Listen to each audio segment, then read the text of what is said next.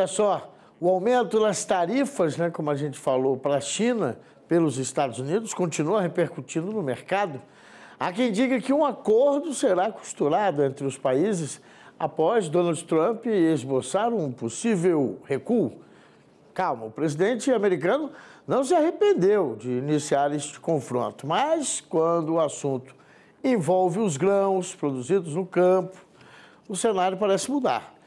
Quem comenta sobre as oportunidades do Brasil com a crise tarifária é Lando Batoso, que é especialista em direito do agronegócio. Seja muito bem-vindo, uma boa noite. Boa noite, Fábio. Novamente é um prazer estar contigo. Satisfação. Lando, a gente estava até comentando há pouco aqui com o consultor essa situação, parece que o Donald Trump pode ter um encontro, ou então representantes dos dois países, né, chineses e norte-americanos, estariam costurando uma conversa para fechar um acordo e deixar talvez uma tarifa menor quando o assunto é agro. Você acha que isso é possível, ser benéfico para o Brasil de alguma forma? Fábio, se você me permite, eu vou fazer um mero resumo, porque o Donald Trump sempre, desde o primeiro mandato, ele teve essa intenção, principalmente da taxação, mas por uma questão de proteção do mercado americano. Então, essa taxação que ele teve no segundo mandato é exatamente, vamos dizer assim, não seja um blefe, né, mas uma melhoria de negociação. Então, aumentou potencialmente, que seria a taxação, exatamente para chegar num denominador comum. O Donald Trump percebe que isso aí é extremamente maléfico, vamos dizer assim, para a economia americana. Então, esse acordo, essa taxação, tanto a reciprocidade da China, era mais exatamente para chegar num acordo, num denominador comum, vamos assim dizer. E esse acordo, se de fato efetivar, automaticamente ele vai refletir, né? Automaticamente a gente teve muito aumento de produção, aumento da commodities, o Brasil surfou, né, nessa questão por enquanto teve essa disputa. O acordo, fatalmente, se ele vier a ser concretizado, ele vai, vamos dizer assim, ele vai impactar. Mas eu acredito que não vai ser tão impactante, não vai modificar tanto o cenário, porque ainda assim, nossos produtos, a questão tanto da soja como da carne, ainda vai ser mais benéfico para o mercado chinês do que o próprio mercado americano. Zé, Lando, porque realmente ficou uma questão de talvez o produtor ser estratégico, né? Abrindo outras rotas, procurando novos mercados e deixar que esse atrito permaneça entre eles. Mas a China tem feito diversos pedidos, aumentando até o volume de alguns itens. Quer dizer, acaba que realmente coloca o agro brasileiro em evidência, né? Exatamente. Para ter uma ideia, só no mercado de soja, acho que a China representa hoje quase 77%. No meu ponto de vista, aí é uma visão, né? Eu acredito que é um pouco temerário a gente ficar dependente só de um país, questões de externa, né? Posicionamento externo, ou modulação do mercado internacional, não poderia ser a referência, né? Infelizmente, você percebe que no governo tem muito mais uma efetividade externa do que interna. Então, essa disputa, ela vai interferir automaticamente no produto brasileiro. O que a gente teria que ter mesmo, e aí é um ponto de vista, é um fortalecimento do agronegócio, né? Um aumento do crédito, a disponibilidade do crédito, a melhoria de questão de viabilidade, de questão estrutural do Brasil, e não ficar dependente só de questões externas de disputa. Melhoria também de outros parceiros, né? Nós estamos já angariando isso, mas entender que a China é importante, mas não é a única parceira, né?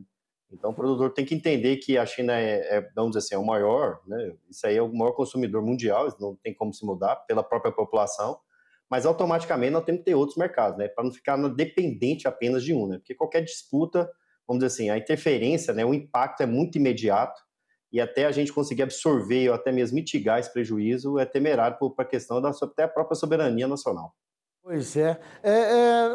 Para finalizar, a sua opinião, acho que o Brasil se comportou dentro do esperado ao ficar um pouco distante, se bem que o presidente Lula tem feito algumas insinuações aí, alguns comentários durante a viagem à Rússia, né? Fazendo críticas diretas a esse tarifaço do Trump. Mas, de uma certa forma, o Brasil não se posicionou concretamente, né, de forma negativa, né, contra a medida do Trump. Mas você acha que o Brasil, nesse quesito, agiu corretamente? Como você me perguntou, uma posição. Eu acredito que o Brasil tinha que parar de ter só a insignificância, não chega de insignificância, mas a gente ser mero coadjuvante na negociação, teríamos que é mais importante. Independente disso, você pode perceber que o governo brasileiro ele questiona um, mas não questiona o outro. Isso é muito temerário. Independente da China ser o maior parceiro, o importante parceiro também é os Estados Unidos. Então tem que ter muito melindre nesse tipo de alegação. O governo tem que saber se posicionar, saber manifestar, mas não ter lados, né? Então você abre a porta com um parceiro, automaticamente você não pode fechar com o outro. Então esse posicionamento, uma coisa ou outra, e o Trump, esse posicionamento dele, se percebe que muita gente fez alarde, era, vamos dizer assim, especulativo, era irrelevante, era indevido. Hoje se percebe que a manobra dele foi, vamos dizer assim, não perfeita até essa concretização. Mas ele aumentou a chance de barganha dele e vai chegar numa exportação muito maior.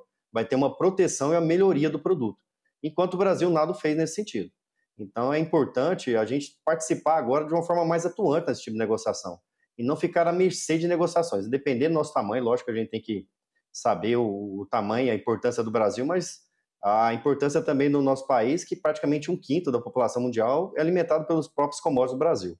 Então, nós temos que saber a nossa importância, valorizar o produto brasileiro e, nesse tipo de negociação, não ter um posicionamento, mas sim uma opinião, e essa opinião ser ouvida e ser muito bem esclarecida, e não só apenas vender. Né?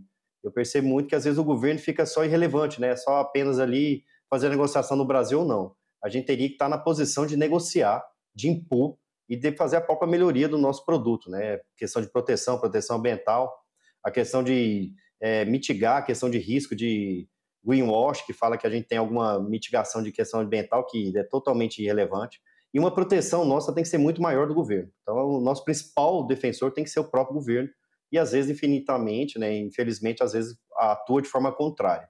É isso, assim, é mais uma visão, vamos dizer, uma forma externa, mas eu acho que a gente poderia melhorar dando maior segurança para o produtor, aumentar a linha de crédito.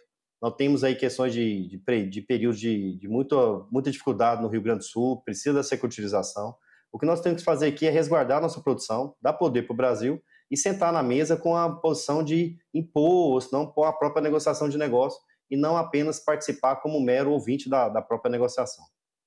Vamos então aguardar cenas dos próximos capítulos, né? O que vai acontecer desse encontro, possível encontro de representantes chineses e norte-americanos. E até uma próxima oportunidade. Eu já agradeço, então, sua colocação, seu ponto de vista sobre esse assunto, mais uma vez aqui com a gente. Uma boa noite, bom fim de semana.